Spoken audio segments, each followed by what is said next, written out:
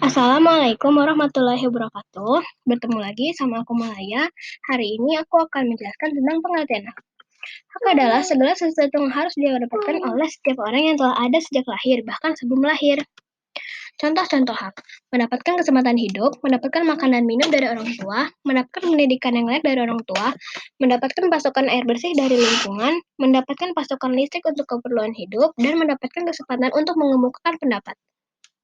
Sebagaimana yang telah diatur oleh Undang-Undang Dasar 1945, maka kita harus melaksanakan hak dan kewajiban kita sebagai warga negara yang tertib, yang meliputi hak dan kewajiban dalam bidang politik, hak dan kewajiban dalam bidang sosial budaya, hak dan kewajiban dalam bidang HAKAM, dan hak dan kewajiban dalam bidang ekonomi.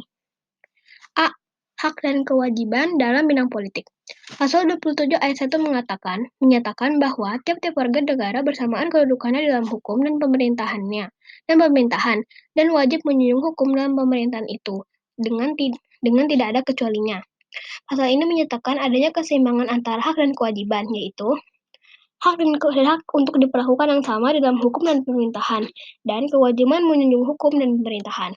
Pasal 28 mengatakan bahwa kemerdekaan berserikat dan berkumpul, mengeluarkan pikiran dengan lisan dan tulisan dan sebagainya, ditetapkan dengan undang-undang. Arti pesannya adalah hak berserikat berkumpul, hak mengeluarkan pikiran, dan kewajiban untuk memiliki kemampuan berorganisasi dan melaksanakan aturan-aturan lainnya. Di antaranya, semua organisasi harus berdasarkan Pancasila beserta azasnya. Semua media pers dalam mengeluarkan pikiran. Pembuatannya selain bebas harus pula bertanggung jawab, dan sebagainya. B. Hak dan kewajiban dalam bidang sosial dan budaya. Pasal 31 ayat 1 menyatakan bahwa tiap-tiap warga negara berhak mendapatkan pengajaran.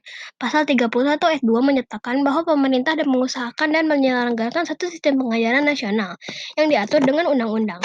Dan pasal 32 menyatakan bahwa pemerintah memajukan kebudayaan nasional Indonesia. C. Hak dan kewajiban dalam bidang HAKAM. Pasal 30 menyatakan bahwa perekonomian disusun sebagai usaha pembelaan negara. Arti di pesannya adalah bahwa setiap warga negara berhak dan wajib dalam usaha pembelaan negara. Yang terakhir, D. Hak untuk kewajiban dalam bidang ekonomi. Pasal 33 ayat 1 menyatakan bahwa perekonomian disusun sebagai usaha bersama berdasar atau azas kekeluargaan. Pasal 33 ayat 2 menyatakan bahwa cabang-cabang produksi yang penting bagi negara yang menguasai hajat hidup orang banyak dikuasai oleh negara.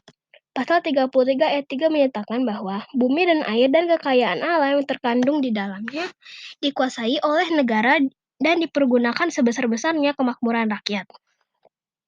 Dan pasal 33 menyatakan bahwa fakir miskin dan anak-anak terlantar dipelihara oleh negara, mengamalkan kewajiban negara untuk memelihara fakir miskin dan anak terlantar. Terima kasih. Wassalamualaikum warahmatullahi wabarakatuh.